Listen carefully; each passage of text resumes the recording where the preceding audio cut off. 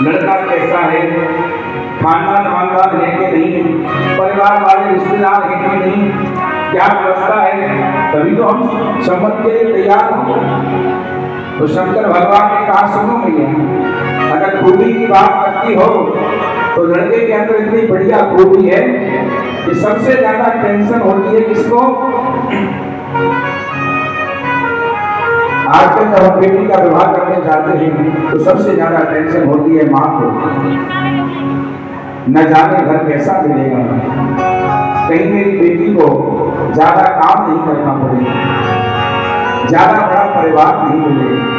तो सबसे पहली बात तो भैया ये है कि लड़की का कोई ज्यादा बड़ा परिवार नहीं है, अकेला ही करता है। दूसरी खूबी ये है कि सबसे ज्यादा टेंशन होती है कि हमारी लड़की को कहीं कपड़े वपड़े धोने तो नहीं पड़ेंगे, उसके लिए वॉशिंग मशीन वगैरह देनी पड़ेगी। तो भैया ना तुझे मशीन देनी और ना तुझे बेटी को कपड़े धोने की टेंशन होगी। भैया बोले क्यों, क्या लड़के कपड़े नहीं पहनता? बोले माँ कपड़ा तो पहनता है लेकिन एक ही प्रयोगशाला पहनता है, जब मन में आए महीने 2 महीने में पानी में निकाल के झड़ा देता है, फिर लपेट देता है। कोई धोने की प्रेस करने की जरूरत नहीं होगी। यहाँ ना कोई बैठे और सुनो भैया, बोले हाँ और भी कुछ खूबी बताओ। सबसे बढ़िया खूबी ये है माँ कि कभी भी तुम्हारी बेटी को घर में झाड़ू पोछा लगाने की जरूरत भी नहीं पड़ेगी।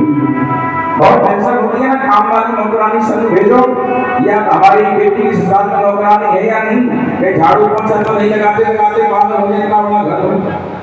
तो तुम्हारी बेटी को झाड़ू पोछा लगाने की भी टेंशन नहीं है। बोले क्यों, घर में क्या साफ सफाई नहीं होगी?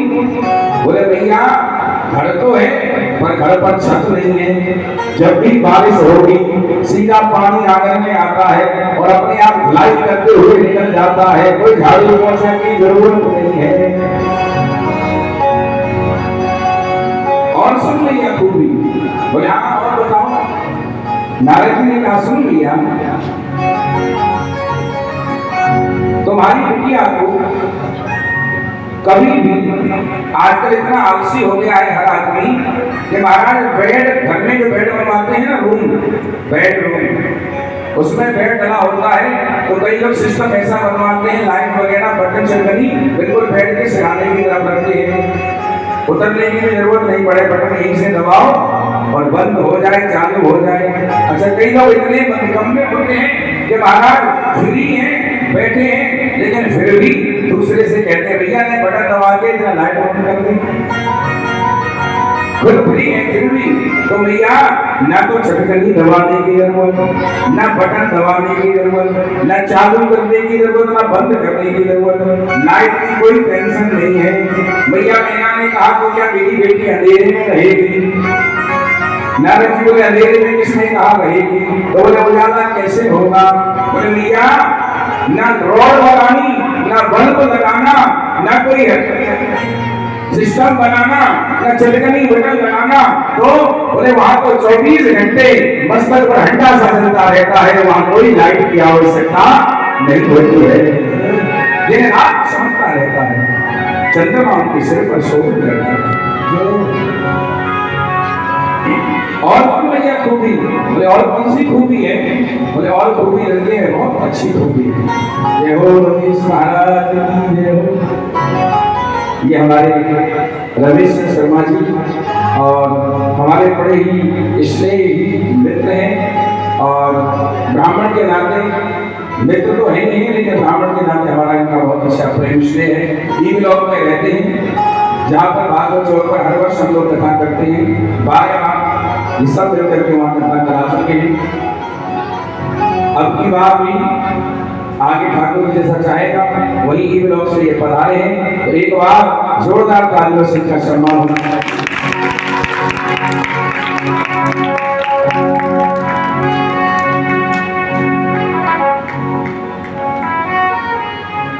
भगवान करे बीमारी घर से बाहर जाए, खत्म हो जाए, ठाकुर जी आप सही कृपा करें। बोलिए हनुमान जी महाराज की। तो कहाँ चल रहे थे? नारद जी कह रहे, बोले भैया सुन, खोटी। बोले आप सोच रही होंगी ना कि घर में जाने के बाद बेटी को कभी ना तो कोई हेडपंप चलाने की जरूरत पड़ेगी, न कुआं में से बाल्टी खींचने की जरूरत पड़ेगी, न कहीं किसी आम गांव से पानी भर के लाना पड़ेगा। सबसे बड़ी टेंशन पानी की होती है। मैना मैया ने कहा जब पानी की टेंशन ही नहीं है तो क्या घर में पानी की व्यवस्था नहीं, क्या मेरी बेटी प्यासी मरेगी? नारद जी ने कहा ऐसी बात करना। श्री राधे नारद जी ने कहा किसने कहा तुम्हारी बेटी प्यासी मरेगी? बोले तो तुम तो कह रहे पानी की टेंशन नहीं, पानी है ही नहीं। बोले किसने कहा नहीं है, लेकिन ये है कि तुम्हारी बेटी को कुछ करने की जरूरत नहीं पड़ेगी। जब जब तुम्हारी बेटी को जल की जरूरत पड़ेगी तब बाल्टी और लोटा उठा करके और भगवान शंकर के पास जाकर के जैसे ही सर के पास लगा कर कहीं महाराज भर दो और बोले यार जैसे करना नीचे करेंगे तब तो भर जाएगा। गंगा मैया की जय। इसने का पानी की दिक्कत है, वहां तो 24 घंटे गंगा चलती है। हर समय सर में गंगा जिसके सर पर विराजमान हो वहां किसी जल की क्या कमी हो सकती है। जब भी जल की जरूरत पड़ेगी एक लोटा उठा करके और सर पे लगा के जब भी पार्वती कहेगी भर दो प्रभु और बोले ना जैसे गर्दन नीचे करेंगे तुरंत लोटा भर जाएगा। और गंगे मैया तुम्हारी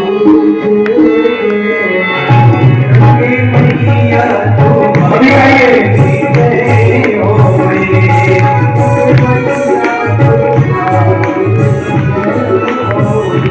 गंगे मैया तुम्हारी जय हो रे, गंगे मैया तुम्हारी जय हो रे, गंगे मैया तुम्हारी जय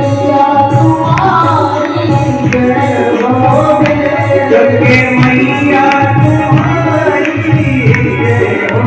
रे, और भागीरथी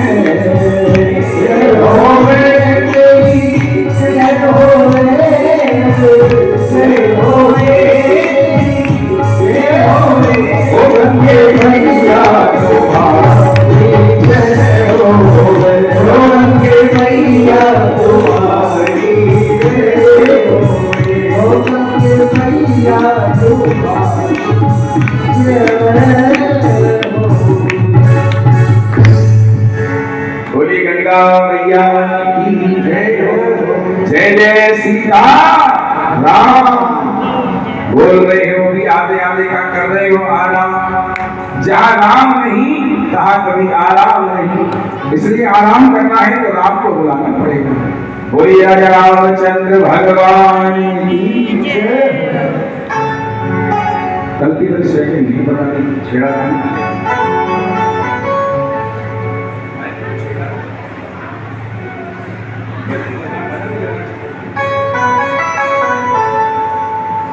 आज बड़े आनंद के साथ नारद जी ने कहा भैया और सुनो, और भी खूबी सुनाता। और क्या खूबी है? मैया ने कहा सब बातों को छोड़ो, एक बात बताओ। बोले क्या? कि मेरी बेटी अकेली रहेगी उस लड़के के साथ। लड़के का खानदान वानदान है कि नहीं? वो लड़का को कोई खानदान का अकेला ही है। अच्छा तो लड़का के रिश्तेदार तो होंगे। नारद जी बोले रिश्तेदार तो बहुत है, दुनिया में इतने रिश्तेदार किसी के नहीं मिले उसके। तो बोले मेरी बेटी को जब रिश्तेदार आया करेंगे जाया करेंगे तो उनकी खातिर करते करते पागल हो जाएगी। नारद जी बोले भैया यही तो गजब की बात है। बोले क्या मतलब? बोले मतलब ये है रिश्तेदार तो पूरी दुनिया में अनगिनती है लेकिन आता जाता कोई नहीं है। बोले क्यों? बोले इसलिए नहीं आते कि इनके रिश्तेदार जितने भी हैं वो कोई जिंदे रिश्तेदार नहीं, सब मरे हुए रिश्तेदार हैं, इसलिए कोई आता जाता नहीं है। जिंदा कोई इनका रिश्तेदार नहीं है। सारे के सारे मरे हुए के रिश्तेदार हैं, इसलिए कोई आता जाता नहीं है। मरा हुआ कौन किसने आता जाता?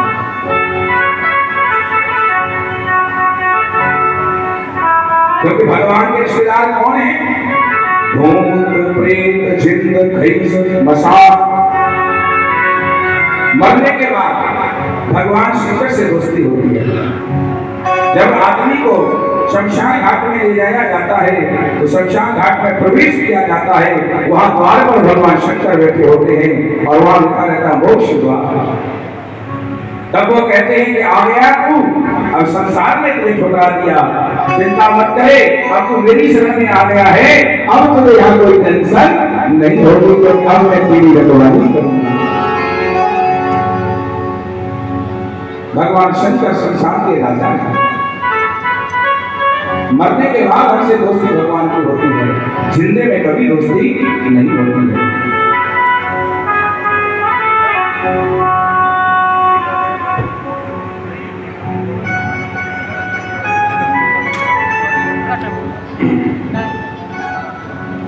ठीक है, चलो कम से कम उजाला तो थोड़ा सा हम अच्छा लगता है। ये वाली लाइट बंद करवानी है, हाँ ये वाली पीली बंद करो, खंबे वाली मंच वाली बस। और ये आपको वही इशारा कर दिया करो, जैन संत से बैठे हैं या आप जो मान जी उनको बोल दिया करो, हमें कोई भी दिक्कत नहीं। तो महाराज बड़े आनंद के साथ में आज भगवान शंकर ने मैया को नारद जी ने बड़ी सुंदर तरीके से भगवान शंकर की खूबियां बताई हैं, और बताने के बाद भगवान शंकर की तरफ नारद जी इशारा करने लगे, अगर कहो तो मैं लगन पत्रिका और शादी की सारी व्यवस्था तैयारी कर दूं। मैया मैना ने कहा, तुमने सारी खूबियां बहुत अच्छी गलती की बताई, कोई बात नहीं, अब विवाह तो करना ही है, और खूबियां भी बड़ी सुंदर सुंदर हैं। अगर तुम कह रहे हो तो हम तुम्हारे कहने से अपनी बेटी का विवाह तय कर देते हैं। नारद जी बोले, भैया एक बात और बताऊं। एक बात तो मैं भूल ही गया। बोले कौन सी? बोले आपकी बेटी को कभी भी भोजन बनाने की जरूरत नहीं पड़ेगी। मैया मैना ने कहा, अगर भोजन नहीं बनाएंगे तो क्या भूखी रहेगी? बिना भोजन के कैसे काम होगा? नारद जी बोले, भैया चिंता मत करें, छोरा भोजन तो कभी करता ही नहीं है। तो बोले क्या खाता है? बोले एक गोला सुबह एक गोला शाम को लगा करके मस्त हो जाता है, और ज्यादा होगा अगर तेरी बेटी को भूख लगेगी तो एक गोली तेरी बेटी भी खा लेगी और दोनों आनंद में रहेंगे। बोले शंकर भगवान।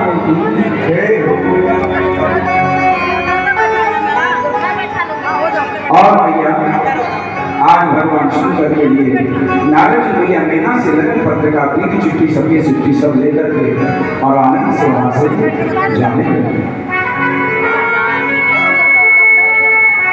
और जाकर के भोलेनाथ को दी है। भोलेनाथ ने जैसे लगन पत्रिका दी, सभी देवी देवता मिलकर के बड़े आनंद से खुशी मना रहे। और महाराज सबसे पहले लक्ष्मी ने हल्दी लगाई। हल्दी लगाने के बाद भगवान शंकर के ऊपर भस्मी लगाई गई।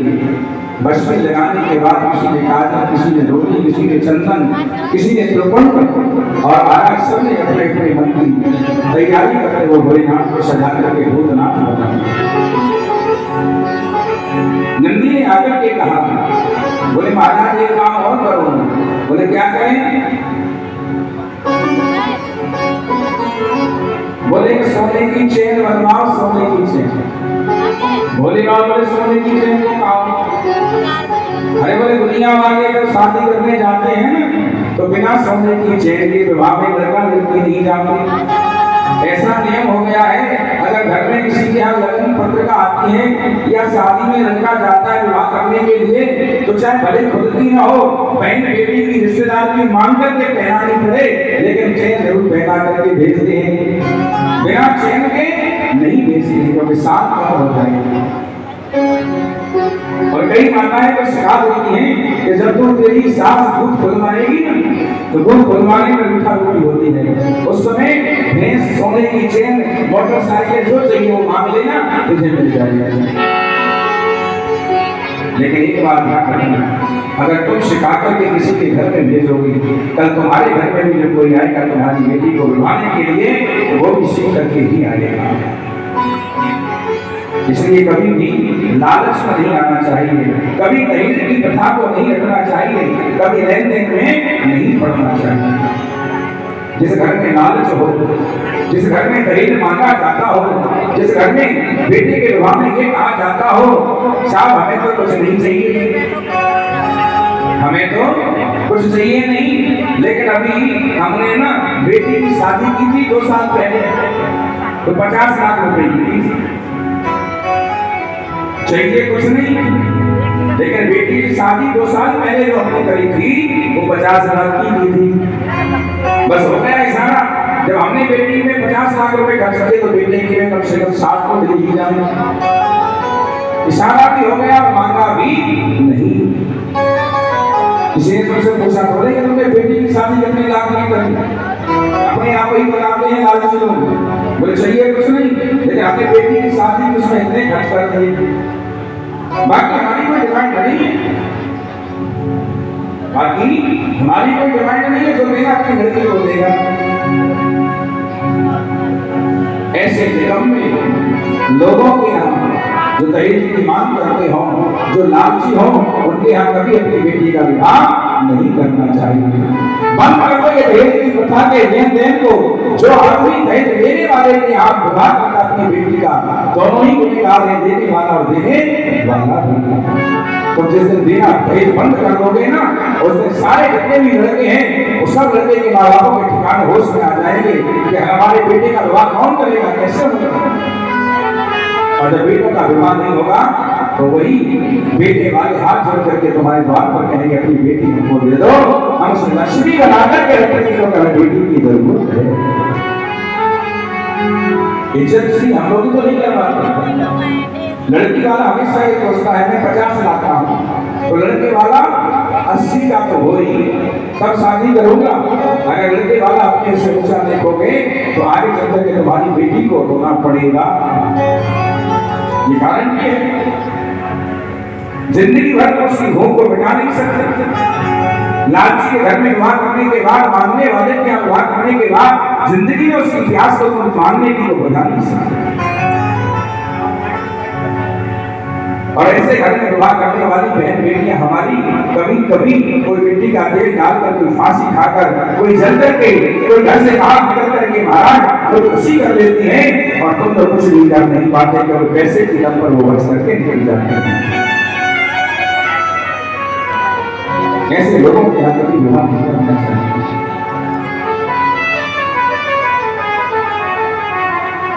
ये प्रथा हमारे यहाँ बहुत बेकार है जो लोगों ने बनाई है, उन प्रथाओं पर हम रात दिन मेहनत कर रहे हैं। सारे प्रथा वाचक हम साधु संत इसी में लगे हुए हैं, किसी प्रकार से हमारा देश सुरक्षित बना रहे, किसी प्रकार से हमारा हिंदुत्व बचा रहे, किसी प्रकार से हमारा सनातन धर्म इस दुनिया में बना रहे, इस सनातन धर्म का डंका हमेशा ऊंचा रहे और घर घर में बढ़ता रहे, इसी रात में हम मेहनत करने में लगे हुए हैं। हम तो अपना काम बखूबी निभा रहे हैं, लेकिन आप अपना कोई काम नहीं निभा रहे हैं। हम रात में चिल्ला चिल्ला कर इस मंच से धुआंधार बोलते बोलते पागल हो रहे हैं। लोग हमारी खूब बुराइयां करते हैं, फिर भी हम चिंता नहीं करते, बुराइयों की परवाह न करते हुए हम चिल्लाते रहते हैं, बोलते रहते हैं। और तुम लोग डर के मारे अपने घर में छिप करके बैठ जाते हैं। जब किसी की बहन बेटी की इज्जत लूटी जाती है, लोग वहां खड़े होकर के आनंद लेते हैं, वीडियो बनाते हैं, कोई बचाता नहीं, कोई बोलता नहीं, सब खड़े होकर के तमाशा देखते हैं। लेकिन याद रखना, आज आप किसी की बहन बेटी की इज्जत लूटते हुए तमाशा देख रहे हो, कल तुम्हारी भी लूटी जाएगी, कोई बचाने वाला नहीं होगा। जिस दिन तुम्हारी बढ़ेगी तब तुम्हें आंसू आएंगे, तब तुम्हें किसी दूसरे का दर्द पता चलता है। जिसकी फटी बीमारी हो वो पीर पढ़ाई की याद दीदी निकल गई तो मैंने वीडियो कॉल में जा रही दादी को भेजा। जब अपने पर बीतती है ना तब मालूम पड़ती है। दोनों छोरा पराया दर्द मेरे सामने में आए बजाय अल्लाह रे न जिसने नहीं किसी के करेगा दर्द पापा को न समझा हो, हमें जिसने किसी के दुख को न समझा हो, जो दर्द में दुख में शामिल ना हुआ हो, उस इंसान से क्या फायदा। कम से कम इंसानियत को जला करके रखो। आप लोगों के अंदर इंसानियत बिल्कुल मर ही चुकी है। भुका दे नहीं देखे तीनों चारों हिंदू से बड़ा दोगला दुनिया में कोई नहीं है। सामने में ज्यादा हिंदू चंद रुपयों में बिक जाता है। हम लोग इतने निकम्मे हो गए हैं कि हमें फ्री का राशन, फ्री की लाइट, फ्री का पानी चाहिए। कमाना जानते नहीं, काम करना जानते नहीं, मेहनत करना जानते नहीं, बस फ्री पर डिपेंड रहते हैं। और जो एक फ्री की आदत लग जाती है, जिसको हराम की खाने की आदत लग जाती है, वो जीवन में हराम की ढूंढता रहता है, कभी कमाना नहीं करता। फिर वो आगे जो गलत काम करने लगता है। इसलिए मेहनत करना सीखो। जो कर्म करता है, जो मेहनत से कमाता है, वो जीवन भर मेहनत करता है और आनंद लेता है, कभी उसे परेशानी नहीं होती है। इसलिए जीवन में याद रखो, कभी भी आप लोग याद रखना,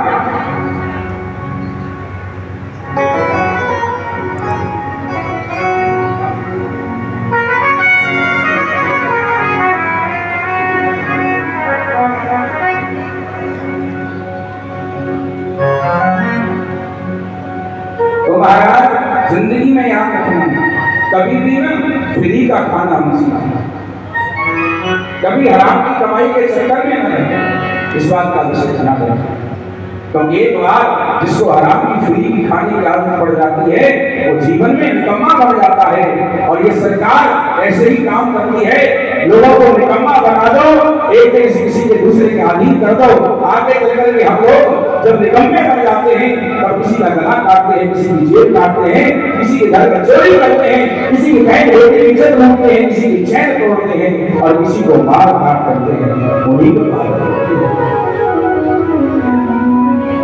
इसलिए जीवन में याद रखना, निकम्मे मत बनना, कमाने वाले बनो, क्योंकि कमाने वाला व्यक्ति हर किसी को अच्छा लगता है और निकम्मे से हर कोई दूर भागता है।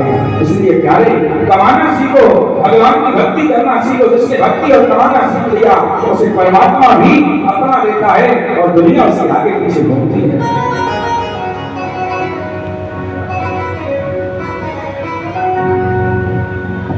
क्या होगा इस देश का? हमारे इस देश में आप लोगों के सामने ही ज्यादा बड़ी बात नहीं है। आप रात में देख रहे हो, रोजाना न्यूज को पढ़ते हो, मोबाइल में देखते हो, लेकिन उस पर कभी गौर नहीं करते हो। 2 वर्ष, 5 वर्ष, 10 वर्ष की बच्चियों के साथ में गलत काम लोग करते हैं। 60 साल, 40 वर्ष के लोग 2 वर्ष की बच्चियों के साथ में बलात्कार इत्यादि हो रहे हैं। बीच चौराहे पर लोग, कभी डॉक्टर को, कभी किसी को मार दिया जाता है, कभी किसी की बहन बेटी को लड़चार पेड़ के जाल में फंसा करके 4 माह की चमक चांदी दिखा करके, महाराज हाथ में कलावा पहन करके, मस्तक पर तिलक लगा करके हमारी बहन बेटियों को बहका करके और ले जाते हैं। और बाद में उन्हीं बहन बेटियों की हजारों टुकड़े होकर के किसी अटैची में बंद या फ्री में बंद टुकड़े मिलते हैं, जो कि सब हमारी ही तो कमी। इसलिए कभी प्रेम के चक्कर में नहीं फंसना चाहिए। जो हमारी बहन बेटी माँ बाप को छोड़ करके अन्य चक्कर में पड़ जाती हैं और अपने मन की सारी व्यवस्थाएं करते हैं, तो आगे चल के जीवन में सिर्फ मरने के या रोने के अलावा तीसरी कोई चीज नहीं मिलती है।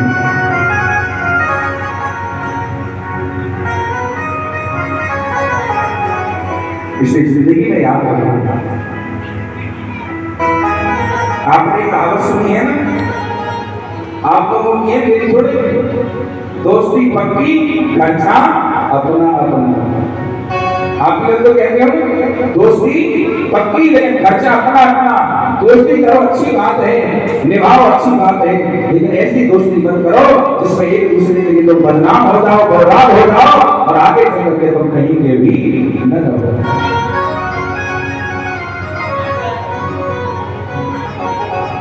इसलिए 3 प्रथा हम बंद करने के रात में प्रयास कर रहे हैं। सबसे पहली दहेज प्रथा, दूसरी किसी को को मरने के बाद ब्रह्म भोज की कथा।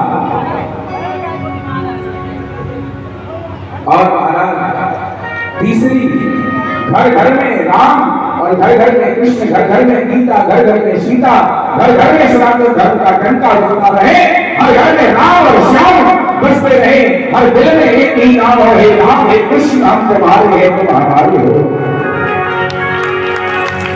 और कोई काम ना हो। ये तीन काम हो जाएंगे, जिस दिन हिंदू सुधर जाएगा, हिंदू भगवान का हो जाएगा और अपने हिंदुत्व को जान जाएगा, जग जाएगा, उस दिन हमारा सनातन धर्म सबसे आगे था और आगे है और आगे ही बना रहेगा।